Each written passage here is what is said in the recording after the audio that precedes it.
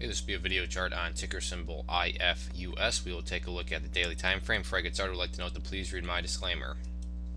So here we are looking at the chart, and hopefully I'm stating the obvious when I say the chart is looking great. It's just one of these where you could put it into a textbook in terms of what does an uptrend look like, how do you want moving averages to look, all sorts of things. It makes a great example for all those. So this is definitely more of a overall type chart view.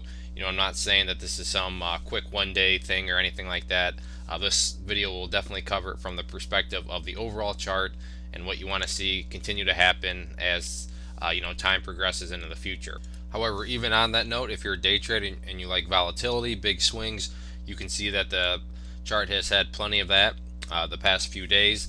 But then that leads us into our first point is, even with the volatility, the price has still been putting in higher lows, and that's the name of the game. So that's where I want to first start off. Just a quick history of the chart, and then we'll talk about some supports and resistances and what we want to see occur next week. So just a quick history, you can see here that that's where the chart first started to come to life. Big volume here.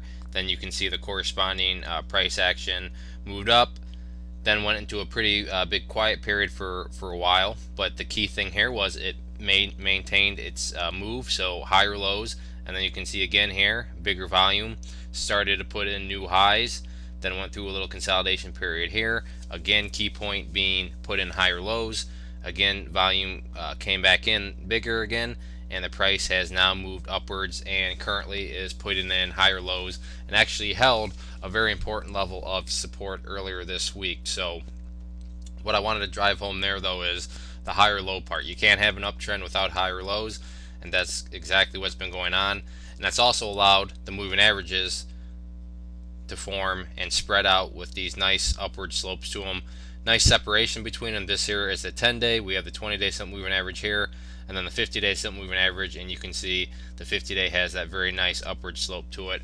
So that's always something that you want to see, a upward slope to the moving averages, but preferably, especially when you're looking at a longer term trend, you want to see a nice increase in the 50-day simple moving average, which is what the chart has here. So in terms of support levels, these are going to be key levels of support. You can see this blue line here, the 10-day has been doing a fantastic job of holding the price every time the price has got close to it. There's one example. Here's another example right there. The price is held. Actually, here's another example right there. So that is more of the shorter term level of support. But if that level would not hold, then you still do have the 20-day simple moving average here. And then at the end of the day, from the overall chart perspective, I know nobody would want to see it go all the way back down there, but in the grand scheme of things, the overall picture, as long as the price does hold above the 50-day simple moving average, then technically the chart is still in a bullish uptrend. But the action that happened this week that I really liked, that showed its strength, was this move right here. And this is a very important level of support, or was a very crucial level of resistance, and that's right there at 0.015. So actually I'm going to change this to green real quick to represent support, and you can see here acted as resistance, and then right there, right, power of charting right there, that's exactly where the price bounced. So it's nice to see on the back test this level did indeed become a level of support. So 0.015 is going to be another one of those areas of support that hopefully doesn't get tested again, but if it does, you'll want to see it hold like it did earlier this. And then finally, I want to talk more about the ideal level of support, meaning if you were to ask me what would be the best case scenario, what would make the chart look the strongest, it would be if 2 cents can hold. So I'll first change this to green and then talk about where that comes from.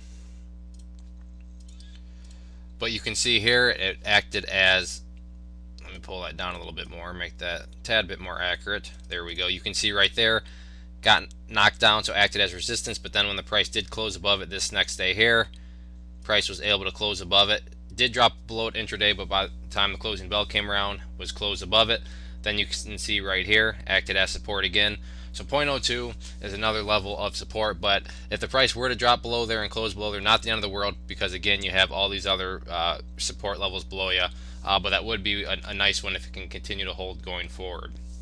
Now for the fun stuff, let's talk about some resistance levels. The big resistance that's sticking out to me right now is just simply right up here at 0.035. Again, I do know that the price has broken above it a few times intraday, but again, by the time price or the closing bell came, the price had then closed below it. So 0.035, definitely the one first kind of battleground to get above, and then after that you have the next one right up there at 0.04, and then this is where the pretty exciting part comes after 0.04, and I'm scrunching this up just to show it's basically a blue sky breakout. I mean, this is a long time back in the history, and you can see that the price has never been up this far.